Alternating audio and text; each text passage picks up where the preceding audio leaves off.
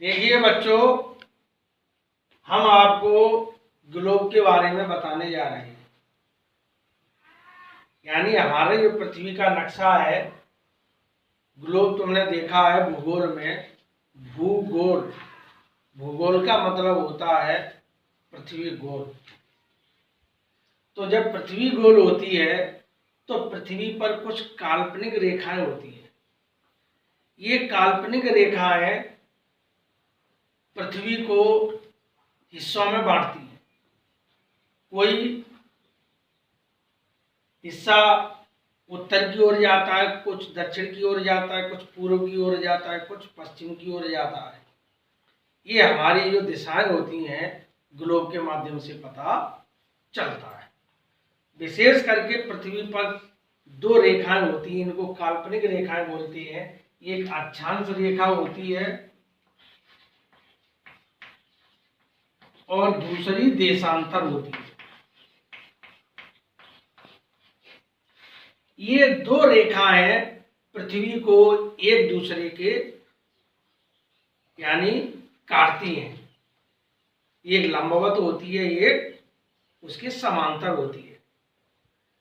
जो पृथ्वी के समांतर ये रेखाएं हैं, ये खींची गई हैं। पश्चिम से पूर्व की ओर जो रेखा गई हैं, ये रेखाएं कहलाती हैं अक्षांश रेखा। अक्षांश रेखाएं गोलाकार वृत्ताकार होती हैं। यानी पृथ्वी गोल होती है तो ये रेखाएं पृथ्वी के यानी गोलाकार वृत्ताकार आकृति में होती है। और ये संख्या में 1 से 80 होती है।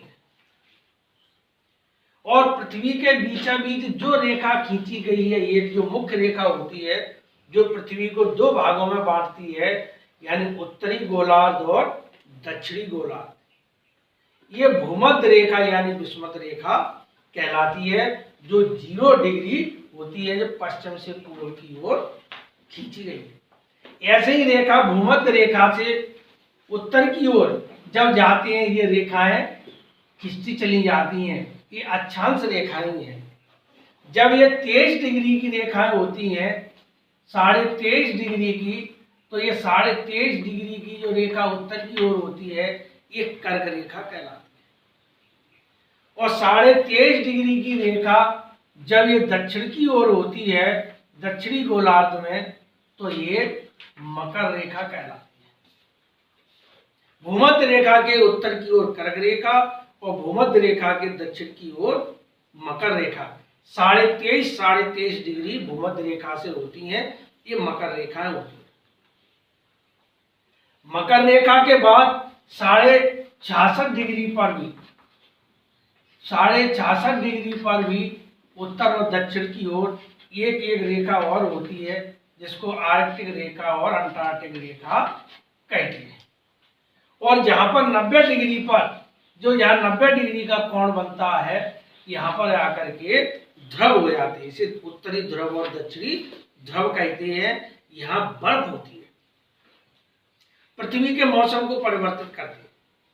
भूमध्य रेखा के कर्क रेखा और मकर रेखा के बीच का स्थान बहुत अधिक गर्म होता है, जिसे हम उष्ण कटिबंध कहते हैं।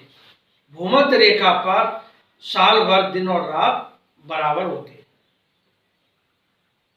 कर्क रेखा पर जब सूर्य जून संक्रांति में आता है, तो 21 जून को कर्क रेखा पर सबसे बड़ा दिन और सबसे छोटी रात होती है, जिसे हम जून संक्रांति कहते हैं।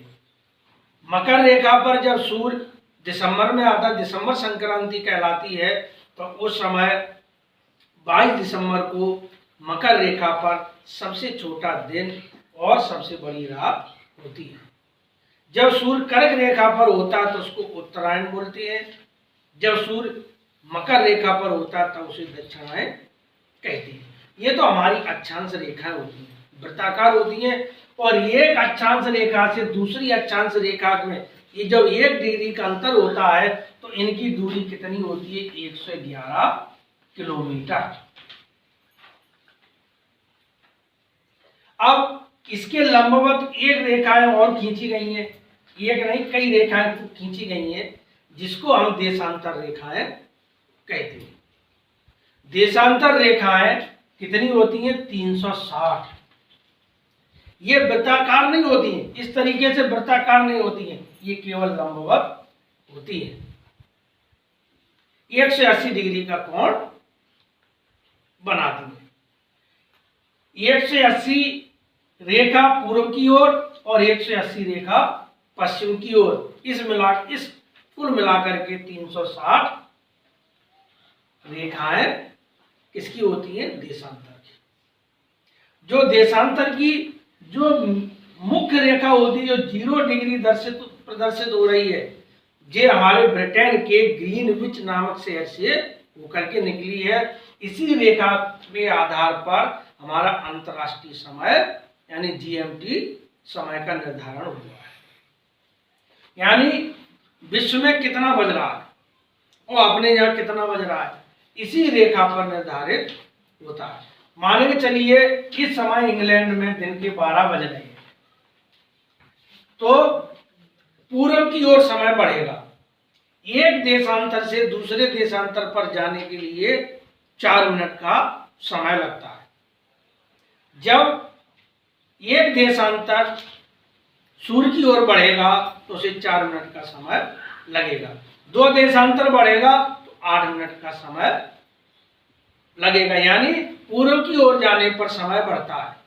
मान के चलिए कोई देश ग्रीनविच से 15 डिग्री आगे है, वो 15 देशांतर आगे है, तो जब 15 देशांतर का मान 1 घंटे के बराबर होता है, यानी जब एक देशांतर 4 मिनट में पार करता है तो 15 देशांतर पार करने के लिए उसे 60 मिनट का 15 चौक 60 मिनट का 1 घंटा होता है। 15 देशांतर पार करने के लिए उसे 1 घंटे की जरूरत पड़ती है। अगर कोई देश 15 देशांतर पश्चिम की ओर है, 15 देशांतर पूर्व की ओर है और ग्रीनविच पर दिन के 12 बज रहे हैं, तो पूर्व की साइड 15 देशांतर पर जो समय होगा वो दिन के 1 बज रहे हो और पश्चिमी देशांतर पर दिन के 11 बज रहे होंगे। यानी 1 घंटा पीछे हो गया पश्चिम की ओर और पूर्व की ओर 1 घंटा मतलब बढ़ गया। तो ये समय का निर्धारण इन्हीं देशांतरों के ऊपर ये समय को प्रदर्शित मतलब किया जाता है। और एक देशांतर और दूसरे देशांतर के बीच की भी दूरी 111 किलोमीटर होती है, लेकिन देशांतर की सबसे ज्यादा दूरी कहां पर होती है? विषुवत रेखा के पास 11.32 किलोमीटर होती है। विषुवत रेखा पर अगर ये ध्रुवों की ओर चलते चले जाएंगे तो उनकी दूरी कम होती जाएगी। ये हमारी देशांतर रेखाएं क्या होती है? मानक समय का निर्धारण करती है। हमारे भारत में भी और ग्रीनविच के समय और भारत के समय में 5.5 घंटे का डिफरेंस है। अगर ग्रीनविच में 12 बज रहे होंगे तो हमारे यहाँ 5.5 बज रहे हैं। इतना है ना। ये कुछ रेखाएं हमने खींच दी है। ये 0 डिग्री है मान के चलिए, देशांतरों की रेखा, यानी 180 डिग्री है। ये पूर्व की ओर है, जो माइनस है पश्चिम की ओर। जब हम एक देशांतर की ओर बढ़ेंगे, मान के चलिए 15-15 डिग्री का 15, 30, 60, 90, 120, इसी तरीके से यहाँ चलेंगे 15, 30, 60, 90।